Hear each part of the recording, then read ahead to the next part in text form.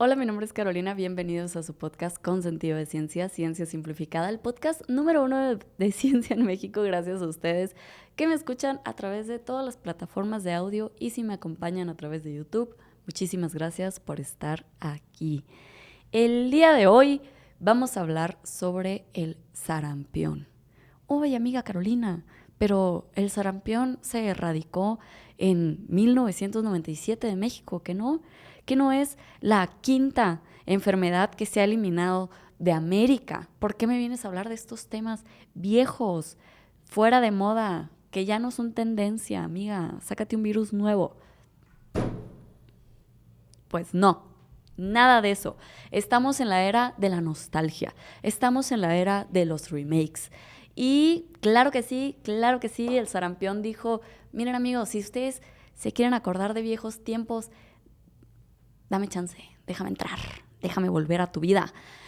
Sí, amigos, pues resulta que existe algo a lo que se le llama el informe diario del brote de sarampión en México. Y ustedes tienen una amiga aquí que todos los días en la mañana se levanta, saluda a Cupra, le dice buenos días a Cupra, a Rafa, y después de eso y de pasar un rato en redes sociales quemándome el cerebro, me meto a ver cómo vamos en el informe diario del brote de sarampión en México. Está actualizado en este momento hasta el 4 de julio y tenemos en nuestro país un total de casos confirmados de 2,434. Qué extraño número, tú dirás, cuando en México se tiene registrado que el último caso de sarampión fue en 1997, que lo vimos de haber salido a celebrar debimos de haber salido. De hecho, 1997 se considera el año donde se eliminó, fue el año donde se eliminó el sarampión de nuestro país. El último caso me parece que fue en el 96, o sea, el 96 sería todavía un año donde tuvimos un caso de sarampión. Pero no, ya está de vuelta, ya está de vuelta. Y algo bien interesante, con lo que me gustaría comenzar esta plática, es que muchas veces estos virus que son infecciosos, ustedes recordarán que los virus mutan. Por ejemplo, cada año se tiene que actualizar la vacuna de la influenza.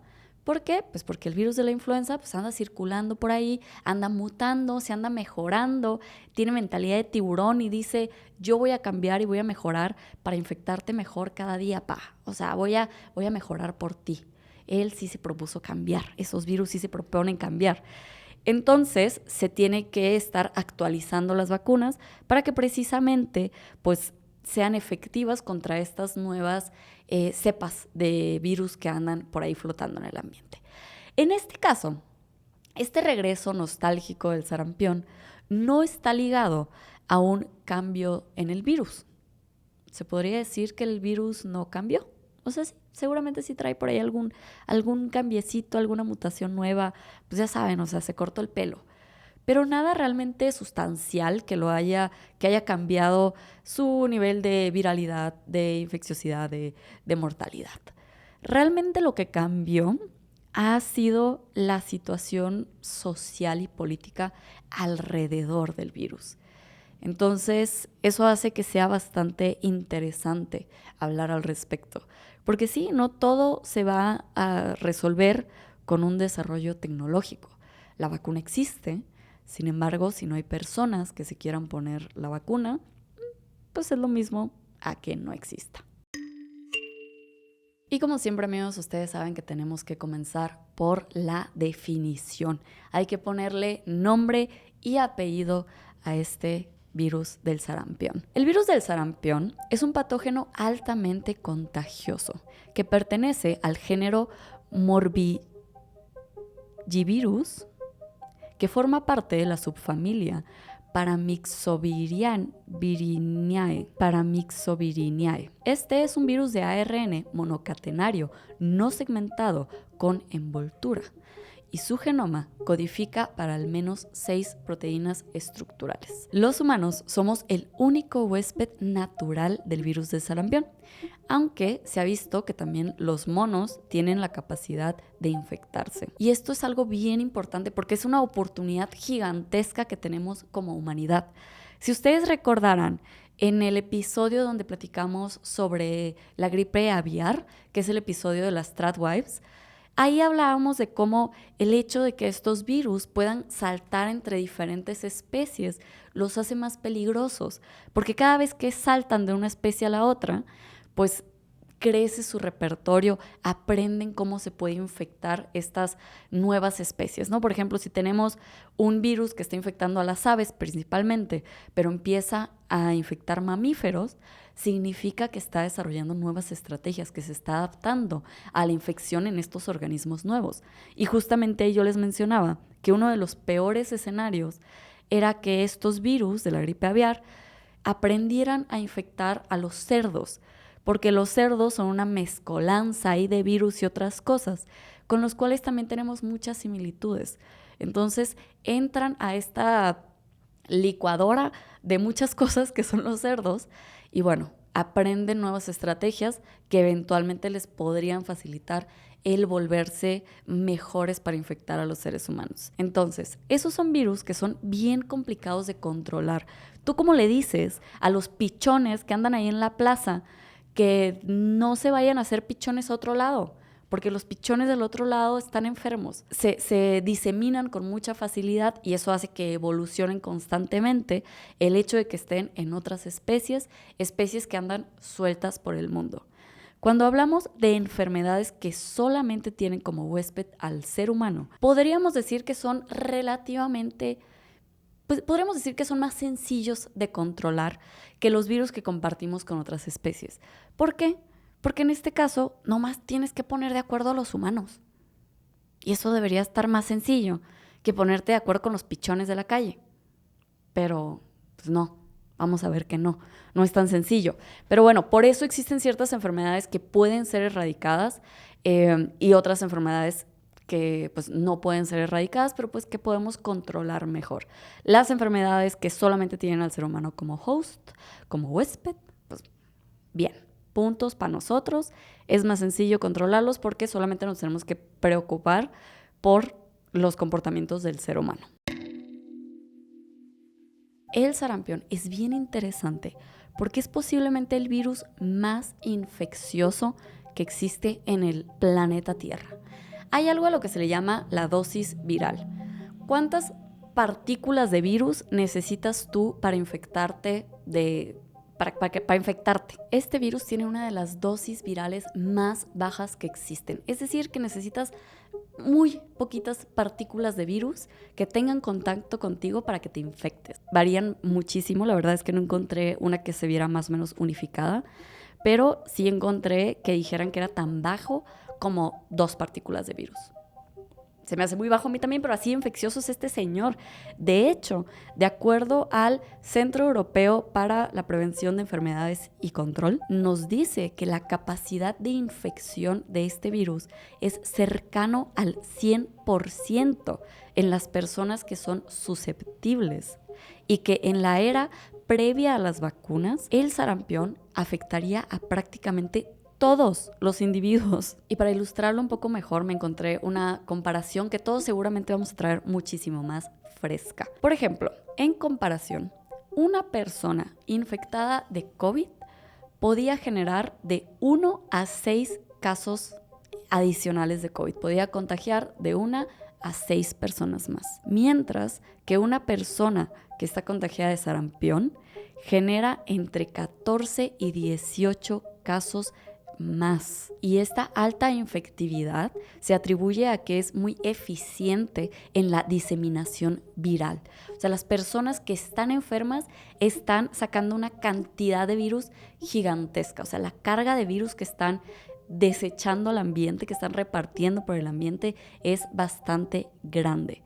Además, el virus tiene una gran capacidad para mantenerse infeccioso una vez que está en el ambiente. Incluso los aerosoles, esos pequeños que son liberados al ambiente cuando las personas tosen al momento de hablar, se pueden mantener durante horas completamente viables. Entonces, combinen esto con que además necesitas una dosis infecciosa bajísima para infectarte. De hecho, varios expertos ponen generalmente el ejemplo de esto de que si tú entras a una habitación donde estuvo una persona con sarampión horas antes, te podrías infectar. Con simplemente entrar a esta habitación donde estuvo una persona infectada ahí chicharachando un rato, te puedes infectar. No necesitas verle la cara y que te escupan la cara. No, ahí andan los aerosoles flotando y el virus se mantiene viable. La infección se propaga con mayor facilidad en ambientes que están poco ventilados y donde se encuentran muchas personas ahí hechas bola. Ahora, ya sabemos que tenemos un virus que es altísimamente infeccioso. Es buenísimo para infectarnos. Es de hecho el mejor para infectarnos. ¿Qué sucede cuando nos infecta? ¿Cómo entra a nuestro cuerpo? Bueno, por lo que venimos platicando, ustedes ya se podrán imaginar que la vía respiratoria es la vía principal de ingreso de este virus a nuestro cuerpo. Respiramos estas partículas virales que andan flotando por el aire. Una vez que el virus es inhalado por el sujeto, se comienza el proceso de la infección. Este proceso infeccioso se mantiene imperceptible por un periodo que puede ir desde los 9 hasta los 19 días. Y aquí es bien importante resaltar que aunque existe este periodo de 9 a 19 días donde ni siquiera nos enteramos que estamos enfermos, llega un punto donde ya somos foco de infección. O sea, nosotros ya empezamos a tirar todas estas partículas de virus antes de presentar síntomas. Y esto es precisamente lo que ayuda a la gran diseminación de este tipo de enfermedades virales. Que las personas pues siguen con su vida diaria, siguen yendo al súper, siguen yendo a la escuela, van y ven al novio, sin saber que están ya repartiendo este virus súper infeccioso por todas partes. Fíjense que el otro día estaba en una grabación donde estaban hablando cosas de cine y estaban mencionando justamente, ven que está ahorita la película esta de 28 Years Later, que habla precisamente como de zombies que están infectados y de cómo la infección se va pasando entre ellos, ¿no? Y me preguntaron, a mí me dijeron como, oye, coméntanos, ¿tú qué piensas al respecto? Y yo lo que les decía, lo que les comentaba, es que en el mundo real, o sea, ellos me preguntaron como, ¿qué tan plausible es que suceda esto? Y yo lo que les digo es que normalmente como nos presentan estas infecciones de zombies, que es, me mordió el zombie, ya me volví zombie. O sea, al instante en que te muerde el zombie, te vuelves zombie, sería relativamente sencillo de controlar. Si una persona está infectada y es contagiosa para otras personas, pero lo podemos determinar, además visualmente, al instante, es relativamente, o sea, es mucho más sencillo de controlar que estos virus a los que nos enfrentamos en el mundo real, que están escondidos durante muchos días cuando la persona ya es infecciosa, ya es contagiosa, ya está infectando a otras personas. Si tú, amigo que está tratando de traer zombies a este mundo, si tú diseñas un virus que cree zombies, pero estos zombies no se transforman inmediatamente. O sea, si tú tienes una persona que durante 10 días va a andar normalita por la calle, pero a partir del día 6 ya está infectando a más personas, ahí sí, fin del mundo. O sea, eso sí se vuelve algo mucho más complicado de controlar. Y ahí nos metemos justamente en estos temas, ¿no? De la cuarentena, de tener que estar haciendo pruebas constantemente, de todo lo que nosotros ya vivimos.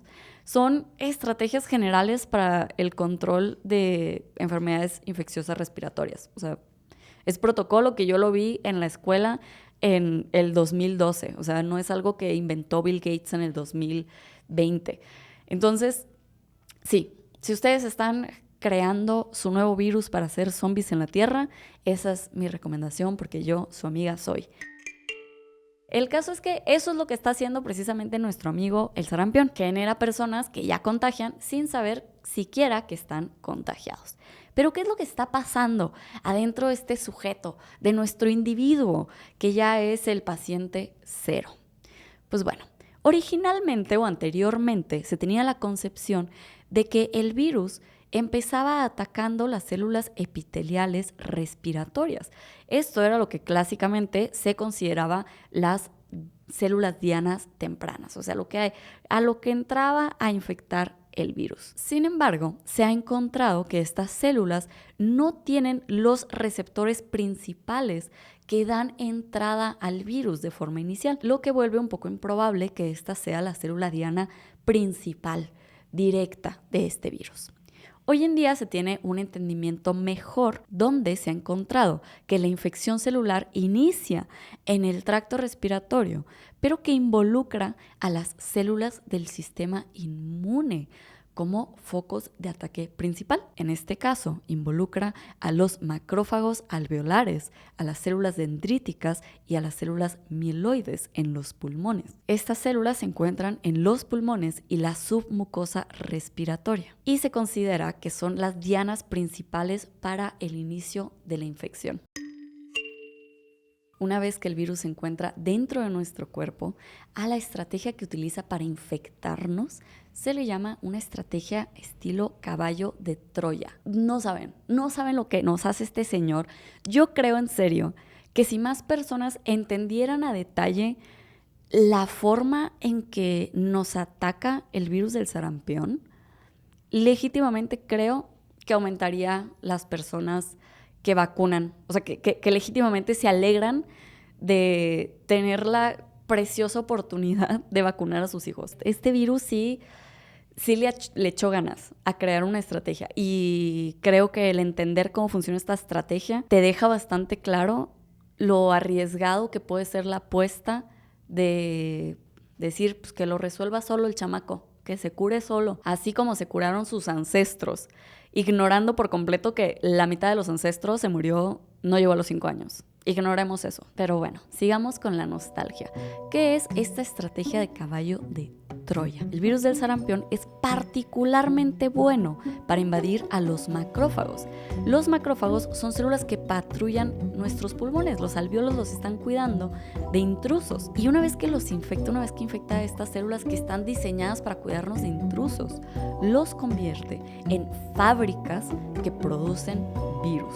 Ustedes recordarán, los virus toman prestada la maquinaria de nuestras células para replicarse. Al inicio de la infección, el virus ataca a los macrófagos, los cuales al infectarse por el virus son detectados por las células que también están patrullando nuestro cuerpo, llamadas natural killer cells. Estas son células que pueden detectar cuando nuestras células se encuentran enfermas, están infectadas, algo les está pasando, mija, tú estás muy rara. Y una vez que detectan que una de las células está rara, se le acercan y le dicen, date de baja de la materia. Les dan instrucciones para que estas células se autodestruyan. Y esa destrucción controlada pues es una herramienta que tiene nuestro sistema inmune pues para mantener nuestras células sanas. Y este proceso es lo que está sucediendo durante los primeros días de la infección, cuando no nos damos cuenta que ya estamos infectados. Eventualmente el virus del sarampión alcanza a otro personaje fundamental de nuestro sistema inmunitario: las células dendríticas. Las células dendríticas son células cruciales de nuestro sistema inmunitario.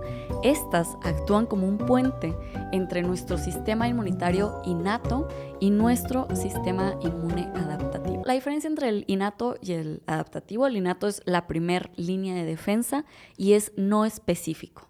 O sea, ¿qué hay aquí entre lo innato? Moco. El moco es no específico.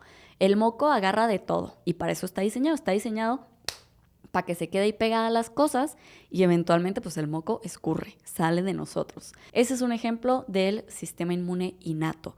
No es específico para ningún patógeno, para ningún virus, para nada. Por otro lado, tenemos el sistema inmunitario, la respuesta inmune adaptativa, y esta respuesta es más específica. El representante principal de la respuesta inmune adaptativa, que ustedes miren ya traen aquí en la cabeza, repítanlo conmigo: los anticuerpos. Los anticuerpos funcionan de llave y cerrojo. O sea, tiene que ser un anticuerpo específicamente para la proteína para la que va dirigido. Entonces es altamente específico. Y estas células, las células dendríticas, son precisamente las que funcionan como un puente entre una respuesta y la siguiente. Platicábamos que la innata es la primer línea de defensa. La respuesta adaptativa se tarda más tiempo en montarse. Las células dendríticas tienen la función principal de detectar, capturar, procesar y presentar los antígenos, que son estas sustancias extrañas que tenemos que reconocer, a los linfocitos T, lo que inicia y modula la respuesta inmunitaria. Las células dendríticas también participan en el mantenimiento de la tolerancia inmunitaria, previniendo las respuestas autoinmunes. Estas células es a lo que se le llama células presentadoras de antígeno profesionales. Sí, tienes células con licenciatura dentro de ti, que terminaron la carrera, presentaron la tesis, mira, se graduaron con honores y ahora son presentadoras de antígeno profesionales. Y esto de forma muy simplificada es que se dedican a agarrar... Uy, se me cayó. Y esto de forma muy simplificada es que se dedican a agarrar las cosas raras que traemos por ahí en el cuerpo y se las presentan a las células que se encargan de montar la respuesta inmune para atacarlas. Justamente por eso tienen dendritas, tienen así, miren, así como mis amigas que están acá atrás de mí, tienen sus tentaculitos, andan por ahí agarrando todo lo que pescan. Y para lograr bien su trabajo, para poder hacer bien su chamba, pues estas células se tienen que poder transportar desde donde está sucediendo la infección hasta donde se encuentran pues, estas células inmunitarias que montan esta respuesta adaptativa. Y para ello utilizan el sistema linfático. Y esto es algo bien importante para el virus del sarampión. Él dijo, mira, esta muchacha sí puede pasar la caseta. Ella sí tiene el pasaporte para transportarse. Y estas células dendríticas infectadas, sin saberlo, se encargan de transportar el virus al resto del cuerpo a través del sistema linfático. Al estar en el sistema linfático, las primeras células que va a atacar el virus son las células inmunes. Los linfocitos T, de los que ya hemos platicado aquí en este podcast, de los que nos ayudan, ya sea que se diferencien a linfocitos T citotóxicos, que nos ayudan a montar la respuesta inmune, pero también nos pueden ayudar a modularla, como se diferencian a linfocitos T cooperadores.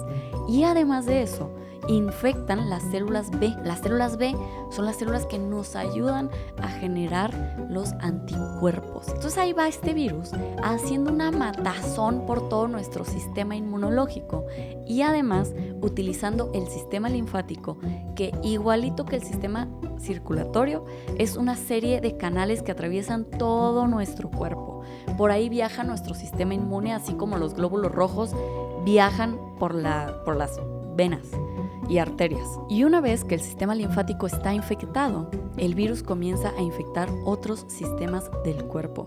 Y en este momento es cuando todos los síntomas del sarampión comienzan a precipitarse con gran velocidad. El virus para este momento se encuentra atacando los ganglios linfáticos, el vaso, los pulmones por donde entró, el hígado, el timo, incluso puede estar atacando el cerebro.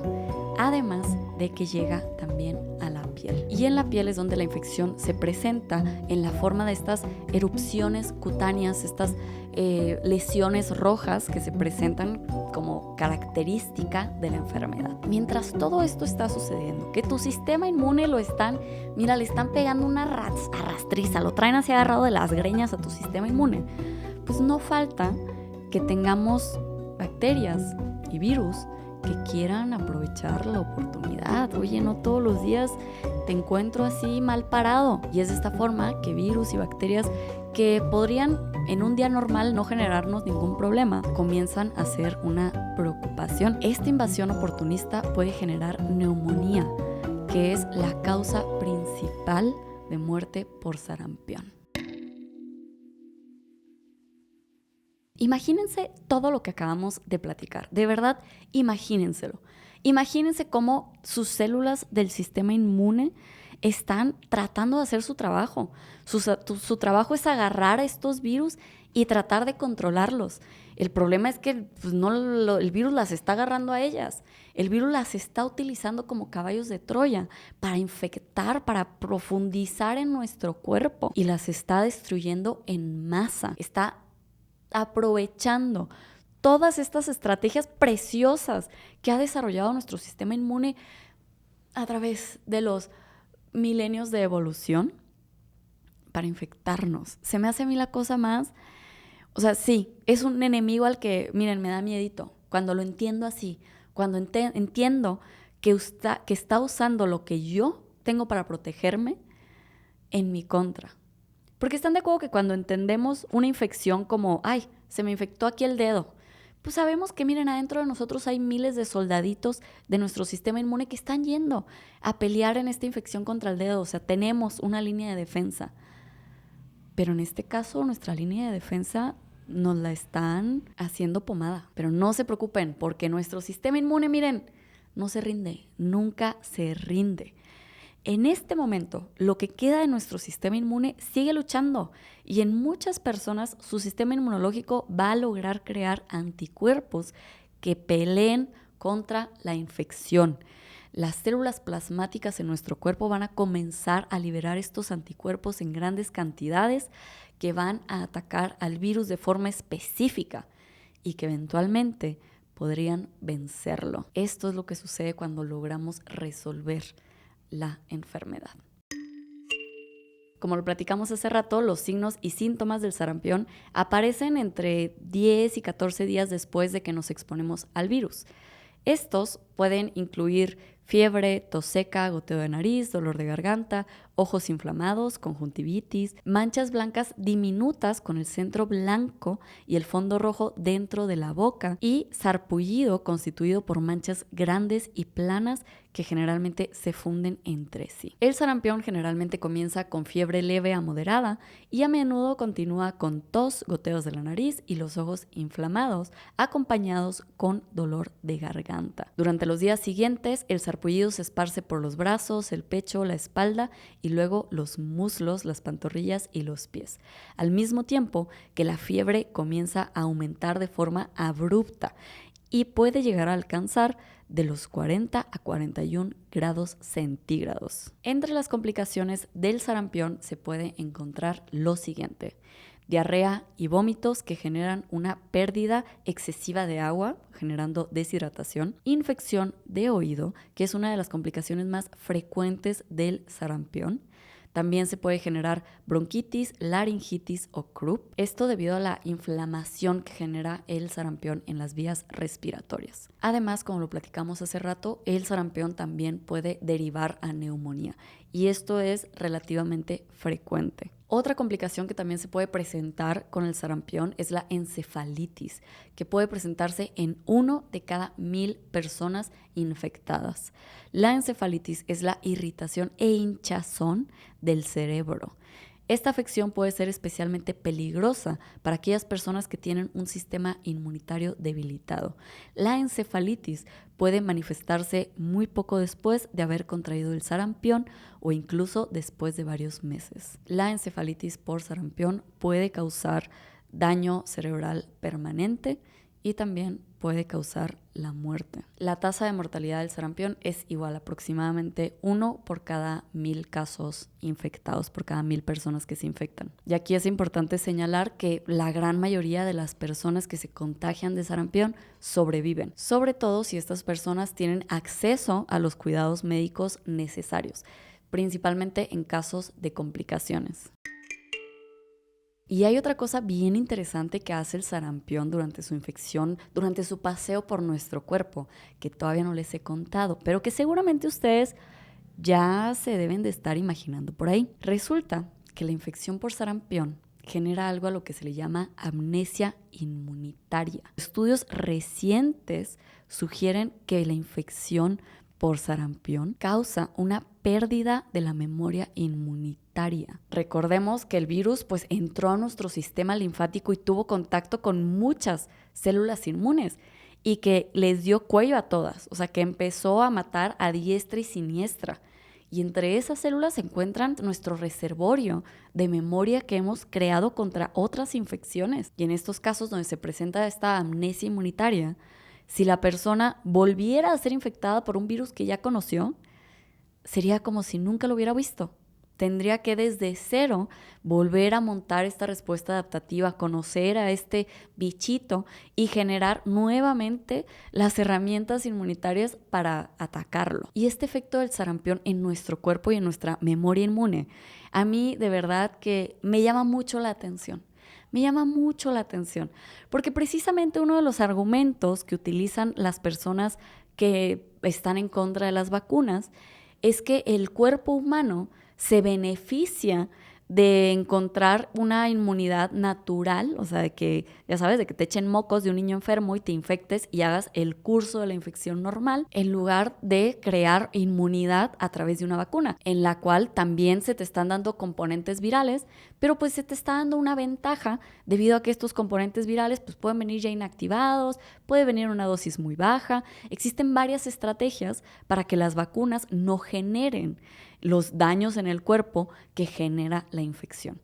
Entonces, ese argumento de lo mejor para el cuerpo es lo natural, porque así el cuerpo, el sistema inmune se fortalece, mentira, mentira, porque la infección por el sarampión te puede dejar pelón, descalzo, te baja los tenis ese güey, ese sí, de verdad es un cholazo. Entonces, me vuela la cabeza y justamente es parte de lo que les platicaba al inicio, ¿no? Yo creo que si muchas personas se acercaran a leer y conocer mejor cómo progresa esta infección y cuáles son los efectos de la infección en nuestro cuerpo, de verdad creo que sí aumentaría las ganas de vacunarte, las ganas de no pasar por eso y que tus hijos no pasen por eso, porque de entrada es innecesario. Muy importante, es completamente innecesario. No trae ni un solo beneficio al cuerpo el infectarte por sarampión. Simplemente no tiene ningún beneficio al cuerpo. Si tú lo que quieres es generar inmunidad contra el sarampión, fácilmente lo puedes hacer con la vacuna. Con 2 dosis de la vacuna del sarampión se logra hasta un 97% de inmunidad contra esta enfermedad, que ya vimos que, miren, no está tan de risa. Y ya que estamos hablando de los argumentos que utilizan los anti-vaxxers, otro argumento es precisamente ese, ¿no? Es el de, mira, ni está tan grave la enfermedad, ay, no pasa nada, no se mueren, o sea, le salen ronchitas y luego ahí andan los morritos corriendo otra vez. A mí personalmente, esa estadística de que se muera 1 de cada 1000 me parece alta, fíjense. Me parece alta. O sea, yo no diría que una enfermedad que mata a un... O sea, si tú me dices que hay 1000 niños y 1000 niños van a agarrar un dulce y uno de esos dulces es veneno para ratas, pues yo igual no le entraba, fíjate. A mí sí se me hace bastante peligrosa esa apuesta.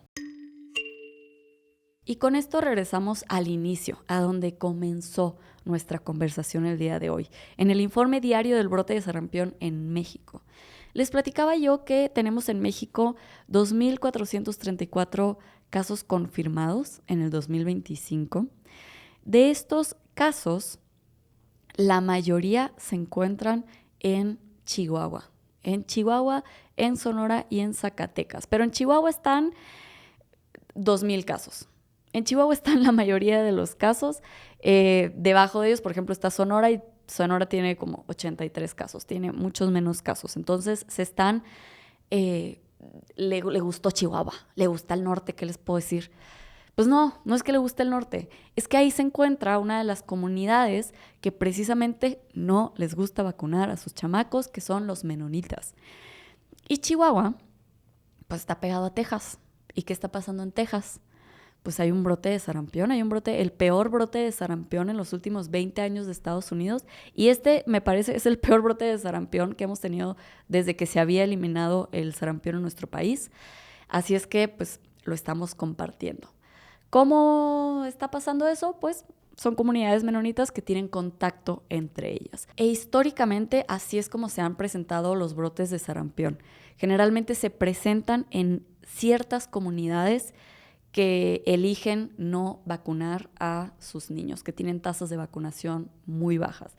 En este caso les estoy hablando de los menonitas en México y Estados Unidos, pero también se ha presentado en comunidades de Etiopía, también en Estados Unidos, y de judíos ortodoxos, nuevamente también registrados en Estados Unidos. Estas comunidades donde se decide por la razón que quieras no vacunar a sus chamacos, se vuelven particularmente susceptibles a estas infecciones. Y ustedes dirán, oye, llevamos 2,000 y feria infectados. ¿Cuántos se han petateado? Pues al día de hoy, en el reporte que yo les estoy leyendo, se reportan ya 9 defunciones en nuestro país, 8 de ellas en Chihuahua, una de ellas en Sonora. Si yo les estoy hablando de unos 2,000 casos confirmados de este virus y 8 defunciones, es que traemos por ahí una tasa de mortalidad más alta de la que se tiene reportada. Esto nos puede hablar de varias cosas que pueden estar sucediendo, de que se les enferman los niños y no los llevan a tiempo a los servicios de salud, ya sea por temas ideológicos o también hay que señalarlo por un tema de acceso. O sea, es posible que estas comunidades tampoco tengan acceso a clínicas que les den la atención adecuada a las personas. Y aquí les quisiera comentar también que gran parte de los casos en México se encuentran en bebecitos, 642 casos en los bebecitos de 0 a 4 años. Feo. Justamente una de las razones por las que se recomienda la vacunación es porque los bebecitos, cuando están muy bebecitos, pues no se pueden vacunar. La vacunación empieza, me parece que es a los 12 meses la primer vacuna, y después varía un poquito la recomendación de la ONU con la de la CDC, con la que tenga cada país. La siguiente vacunación se puede poner a los 18 meses, a los 12 meses, hasta a los 4 años, ¿no? El intervalo varía. Pero con que tengan la primera inoculación alrededor de los 12 meses, pues miren, ya estamos del otro lado. Entonces, el vacunarnos todos ayuda a proteger a las personas que no se pueden vacunar, porque hay personas que no se pueden vacunar.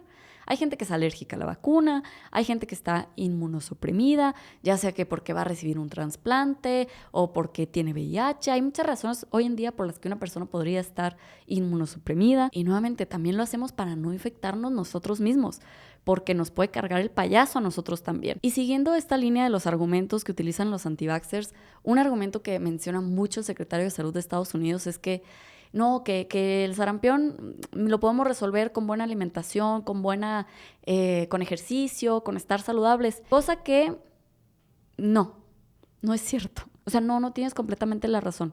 Sí es cierto que obviamente nuestro cuerpo va a tener mejores probabilidades de resolver una infección si se encuentra en un buen estado de salud, si se encuentra en pues un estado de salud ya deteriorado. Claro que sí, si ya te caíste al piso, que te pateen es más fácil. Estamos de acuerdo. Pero de entrada es innecesario el sufrir los estragos del sarampión, y en segunda se vuelve un volado.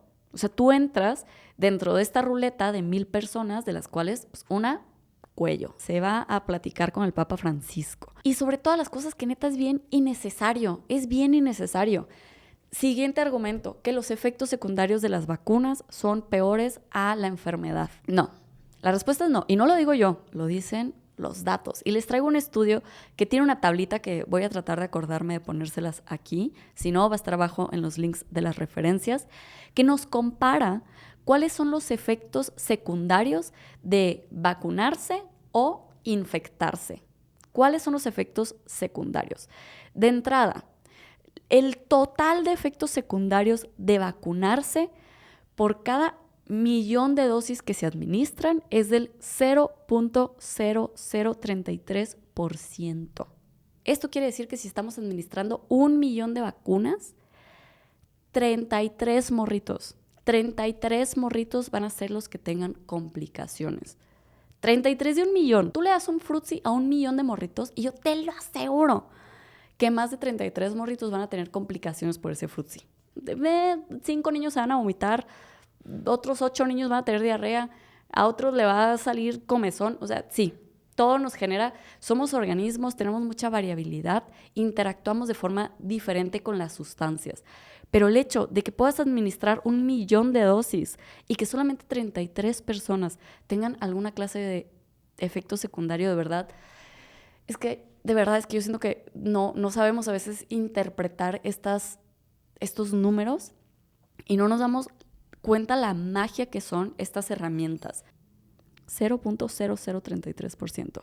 Comparado con el total de complicaciones por 1,000,000 de niños infectados, que está en el 30%. El 30% de los morritos que se infectan van a tener algún tipo de complicación. Compárenlo con el 0.0033%. Escríbanlo, por favor, para que vean los ceros que les estoy diciendo. ¿Cuáles son estas complicaciones? ¿Cuáles son los principales efectos secundarios? Ahora, cosa bien importante. Yo les voy a estar leyendo, por ejemplo, de las vacunas, el principal efecto secundario es el dolor de articulaciones, que se presenta en un 25%. Bien importante. Recuerden, esto es el 25% del 0.0033%. ¿Estamos de acuerdo? Es un porcentaje del otro porcentaje. Entonces, ya picamos a 1 millón de chamacos. Ese millón de chamacos ya no se va a enfermar de sarampión. ¡Fiesta! Ok, pero ¿qué le va a pasar a los chamacos que tengan estos efectos secundarios, complicaciones? Bueno, de entrada ya dijimos, solamente el 0.0033% van a tener complicaciones. Van a tener complicaciones después de la vacunación. Eso significa que de 1 millón de chamacos, solamente 33 de 1 millón de chamacos. Visualicen eso. Es que no tenemos nada en la cabeza que nos ayude a visualizar la diferencia entre 1 millón y 33. Pero bueno, de esos 33, 25% de estos 33, no del millón, de los 33, 25% van a tener dolor de articulaciones. De estos 33, un 15% van a tener fiebre. De estos 33, un 5% van a tener sarpullido. De estos 33, un 0.3 a un 0.8% van a tener epilepsia por la fiebre. De estos 33, 0.003% van a tener trombocitopenia. De estos 33 niños, 0.001% van a tener anafilaxis.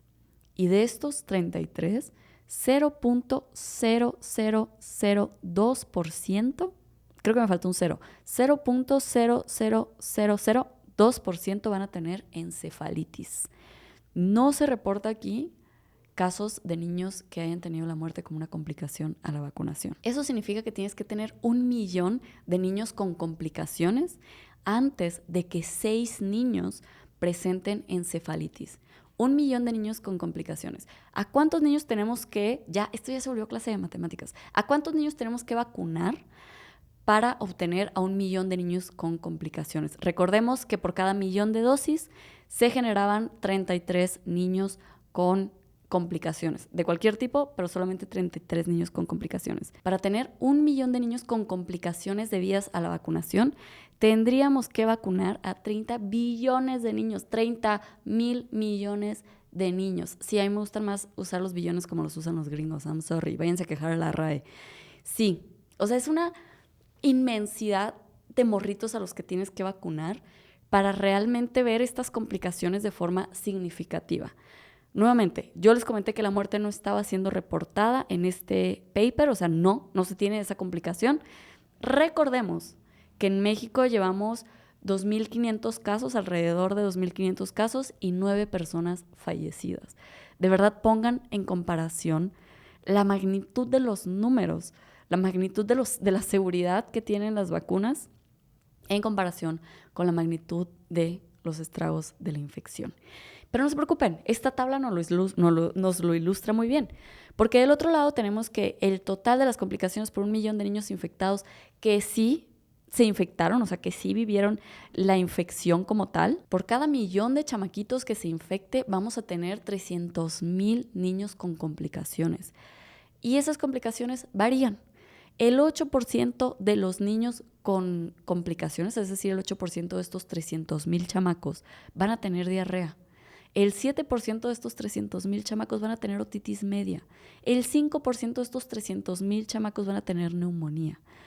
El 0.1 al 0.3 de estos 300,000 chamacos van a tener encefalitis. ¿Cuántos chamacos? A ver, 900 chamacos van a tener encefalitis. Y esta encefalitis también se puede presentar en 2 versiones, agudas y subagudas. Y finalmente, la muerte, que se puede presentar en 0.2% de los casos. Que en este caso, si tenemos 300,000 chamaquitos con ya efectos secundarios, que en este caso serían 600 niños. Ustedes díganme si 600 morritos se les hace mucho o poco. A mí se me hace mucho porque es innecesario. A ustedes igual y se les hace poco, como a muchos padres que deciden no vacunar a sus hijos, pues ellos dicen, mira, que se muera uno de cada 1000, no pasa nada, lo pago. Si es el mío, lo pago. Que es justo lo que dijeron los papás de los niños de Texas que se murieron. Ahorita les cuento ese chisme, pero sí, vamos a cerrar esta parte. Las complicaciones por la vacuna del sarampión registradas en números, amigos, cuantificables, están muy por debajo que el de las complicaciones registradas en números cuantificables de la infección por el sarampión. Nuevamente, otro de los argumentos es la nostalgia, ¿no? El cómo sobrevivió mi abuelita, o sea, cómo sobrevivía la gente de antes, cómo sobrevivió mi abuelita y ahora me quieren convencer de que a fuerza necesitamos vacunas. Amigo, tu abuelita tenía más hermanos. Sí, tu abuelita tenía, la familia era todavía más grande, pero mucha de esa raza no llegó a los 5 años. Y ni siquiera, de verdad, ni siquiera nos tenemos que remontar al pasado para encontrar argumentos a favor de la vacunación en tema, sí, no hace falta irnos al pasado. Muchas de las añoranzas que se tienen por el pasado, amigos, siguen existiendo en los países de escasos recursos. No se preocupen. Ustedes quieren seguir viendo niños muriéndose de sarampión, así como se morían los morritos de sarampión en los países que hoy en día cuentan con suficientes recursos para vacunarlos. No se preocupen, amigos. Bienvenidos al tercer mundo, como se le dice de forma déspota. ¿Quieres ver niños morirse porque no tienen agua potable en su casa? Bienvenido. Ven, sí, esas desigualdades que existen aún en nuestro mundo hacen que en el pleno siglo XXI, donde decimos vivir, no lo estemos compartiendo con todo el mundo. Y eso, mira, fíjense que eso sí me da mucho coraje a mí, la verdad. Como una persona que, como pueden ver, está a favor de la vacunación. Se me hace una queja privilegiada, honestamente. O sea, yo veo a este güey, al secretario de Salud de Estados Unidos, hablando de cómo lo pueden vencer con nutrición y acceso a la salud. Y esos son pensamientos de gente rica, honestamente. Es así, sí, o sea, sí, son pensamientos de gente rica. Y si ustedes, amigos, me están observando desde Latinoamérica, nosotros no somos ricos. Otra vez, déjenme, vengan, déjenles agarro su manita. Nosotros no somos ricos en esta familia, no somos ricos. Yo sé que a veces, porque traemos iPhone y porque vemos series en inglés y porque yo les digo aquí, what are you doing with your life? Aquí me avento anglicismos. Yo sé que creemos que somos ricos. No somos ricos. No somos ricos, amigos. Estamos así, miren, a nada de regresar a los males del siglo XVIII por falta de recursos en nuestro país. Sí. A las personas, a los anti-vaxxers que vayan a comentar que vayan a venir en mis comentarios a tratar de defender el no vacunarse porque si estamos bien nutridos se puede resolver la infección. Por favor, al inicio de su comentario pongan su país y el porcentaje de niños desnutridos de su país. Ayúdenme, échenme la mano.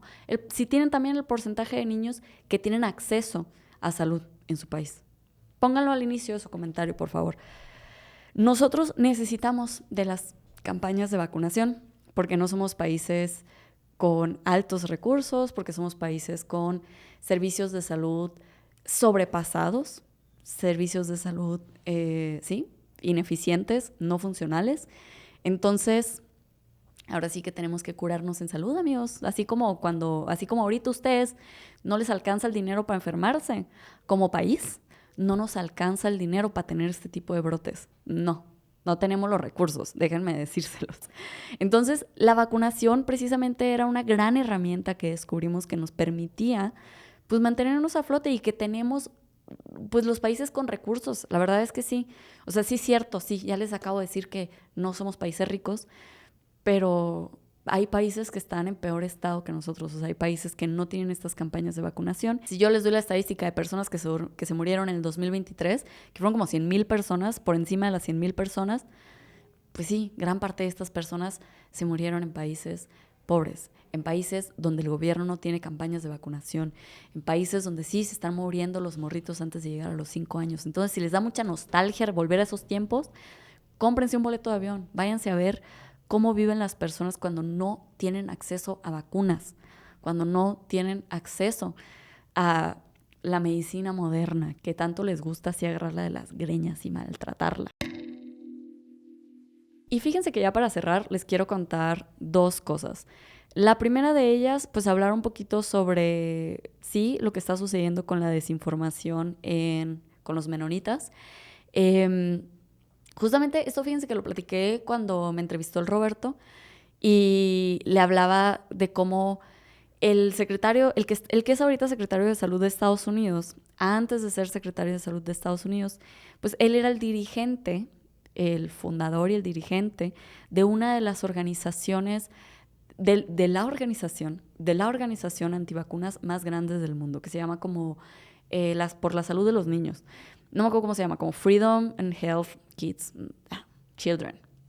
No me acuerdo cómo es. Pero él llevaba esa asociación. Esta asociación, que cuenta con un dineral para hacer campañas, pues tiene muchas campañas en estas comunidades, ¿no? Y parte de eso entiende que las personas que consumen su producto, y su producto es la desinformación, pues también son muchas personas religiosas. Entonces hay muchas campañas activas justamente con estas personas que son menonitas, o sea, incluso se habla de, búsquenlo por favor, recaudación de fondos para hacer este tipo de campañas con estas comunidades que además de estar aisladas, pues son bastante religiosas. El argumento que convence muy rápidamente a estas comunidades religiosas es el darles por la perfección de la creación de Dios. Dios creó cuerpos perfectos que pueden sanarse solos, no necesitan la intervención del hombre. Dios va a sanar a tus hijos, no te preocupes por ellos, no los vacunes. Eso es algo que a las personas religiosas, esta falacia de la perfección del cuerpo humano y de la capacidad de curación, de sanación del cuerpo humano, pues es una falacia en la que suelen caer muchas personas religiosas y también muchas personas de estas creencias del New Age, ¿no? De los que andan ya queriendo sanarse los chakras. Es exactamente la misma falacia, que lo que apunta es hacia la pureza del cuerpo. Y que bueno, que si no te curas, pues pecador, estás vibrando fuera de tu energía femenina, amiga, ¿qué te está pasando? Bueno, el caso es que algo de las cosas que me parecieron así más horripilantes que hizo esta asociación es que cuando se murieron estos primeros niños, me parece que se murieron 3 niños en Texas. La última vez que lo chequeé había 3 niños que se habían muerto ya en Texas. Pues mandaron un equipo de camarógrafos, de propagandistas, a entrevistar a los padres de estos niños muertos y llevar la entrevista de cierta forma para que los padres de estos niños muertos digan a cámara que con todo y que se les murió ese hijo, no van a vacunar al resto de sus hijos. Que si tuvieran un hijo nuevo, no lo vacunarían. No, así miren, double down. Sí, ven, somos bien gringos. Aquí hablamos en inglés, somos país rico. Sí, no, por mis pistolas. Yo estoy dispuesto a matar a más de mis hijos con tal de tener la razón. Y aquí pues hay muchas cosas sucediendo, ¿no? La primera es que si aceptas que tu morrito se murió por no tener la vacuna, pues estás aceptando que tú lo mataste. Hay ahí un tema complicado a nivel mental de poder aceptar eso, ¿no? La otra es también que están pues rodeados de toda esta propaganda. O sea, están completamente rodeados de esta propaganda. Y en algunos casos, de hecho, yo cuando sucedió esto, híjole, no saben la cantidad de contenido anti-vaxxer que consumí porque planeaba hacerle un video. Ya después se me fueron las fechas, no sé, me puse a hacer otros videos. Creo que todo esto sucedió, no me acuerdo, me puse a hacer otras cosas, mi vida continuó. Pero me puse a consumí mucho contenido anti-vaxxer. Y una de las cosas más estúpidas que escuché, por no decirle peor, por no decirle pendejos, fue que invitaron a un doctor a uno de estos podcasts de los principales anti-vaxxers, un podcast bastante grande de Estados Unidos. E invitan a un doctor, ya saben, un doctor anti-vaxxer, que es esta típica historia de que le quitaron su licencia para operar y ahora él dice que le quitaron su licencia porque él está en contra del establecimiento. Él es el que nos viene a salvar, es el héroe. Esa persona es el héroe que nos viene a salvar, a diferencia de todo el resto de la evidencia gigantesca que demuestra que pues, son seguras. Ok, este señor lo entrevistan y da uno de los argumentos más estúpidos que he escuchado en toda mi vida, que lo que dice es que ese niño que se había muerto o esa niña que se había muerto no se murió de sarampión. No se murió de sarampión. Se murió de neumonía. Ah, mira. Sí, pues sí. ¿Por qué están reportando su muerte como una muerte de sarampión si fue muerte de neumonía, verdad? Sí es cierto. O sea, cuando la gente choca y se muere, pues es que no se murió por el choque. Se murió porque su cabeza se fue de frente contra un poste. Su cabecita, sí, mira, directo. Sí, pero no fue el choque, fue el poste. O sea, fue que su cabeza se le ocurrió romper un vidrio. Pero no fue porque chocó, ¿eh? O sea, no fue porque vimos que el sarampión destruye todo el sistema inmune de los chamaquitos y los deja a la merced de estas bacterias que eventualmente generan neumonía y es una de las causas principales de hospitalización por sarampión y también de muerte por sarampión. Esa es la explicación que da este señor. Que esa muerte no era por sarampión, era por neumonía, amigos. Pónganse las pilas, agarren el rollo. Eso a mí la verdad es que me entristeció bastante.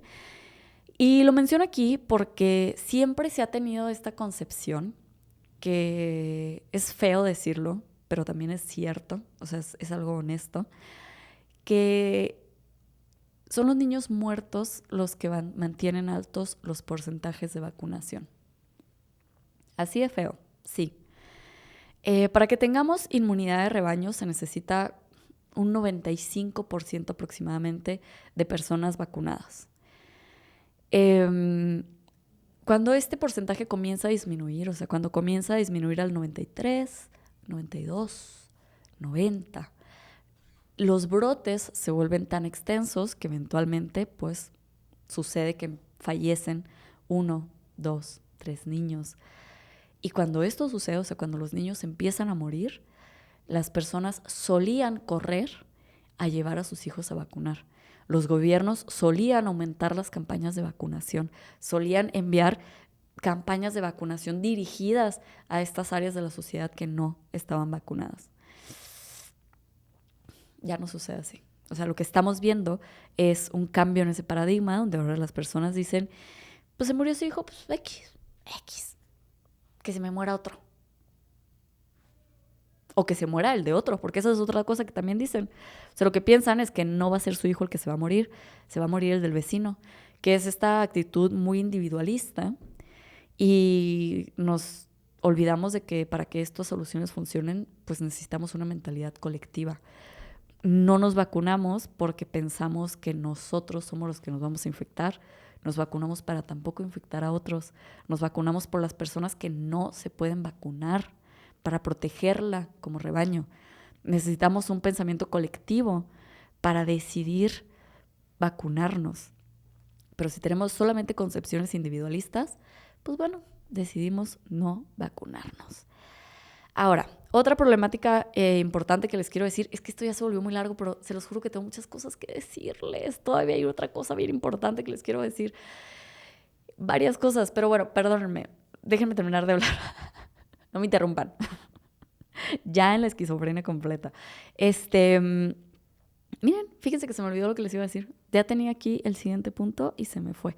Bueno, otra cosa que les iba a decir, hablando de que nosotros no somos un país rico, pues sí, amigos, también tenemos que hablar de nuestros gobiernos deficientes. O sea, no solamente no somos un país rico, sino que tenemos campañas de vacunación que fácilmente se ven mermadas en Latinoamérica. O sea, yo ahorita les mencioné que gran parte del problema estaba sucediendo en Chihuahua y pues prácticamente señalé a esta comunidad menonita como el origen de ese brote, pero también se da el caso de que pues no hay vacunas, de que no hay campañas de vacunación que sean realmente, que generen una cobertura que realmente abarque a la población. Y eso, créanme que es un fallo político. Es un fallo político y eso es, así como lo platicábamos, en los países más pobres, más empobrecidos, pues de eso están sufriendo. Y de eso también sufrimos nosotros. Existen generaciones en donde no se da una cobertura completa de vacunas.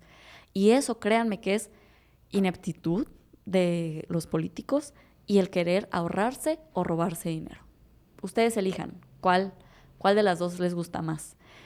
Sí, En el episodio donde hablamos de la vacuna del virus del papiloma humano, justamente gran parte de la recomendación y de lo que leímos ahí era cómo el gobierno se podía ahorrar dinero, cuál era la mejor forma de aplicar la vacuna para ahorrarse dinero. Y parte de esto es que la vacuna se le aplica pues, únicamente a mujeres. Y muchas personas decían como, oye, ¿por qué no se le aplican a los niños? Pues por codos, por marros, por ahorrarse el varo. Por eso no se le aplica. O sea, sí se beneficiarían también de la vacuna. Que se los puse después que era promesa de campaña cumplida, porque después de ese episodio, en México por lo menos, se agregó a los niños también en este esquema de vacunación, a los hombres. Entonces, bien ahí, se aplaude eso. Pero sí tenemos que traer eso a conciencia. O sea, es bien importante el monitorear cómo andamos a nivel serológico poblacional, o sea, cómo andamos en la cobertura de vacunación general. ¿Cuál es el acceso que se tiene para esas vacunas?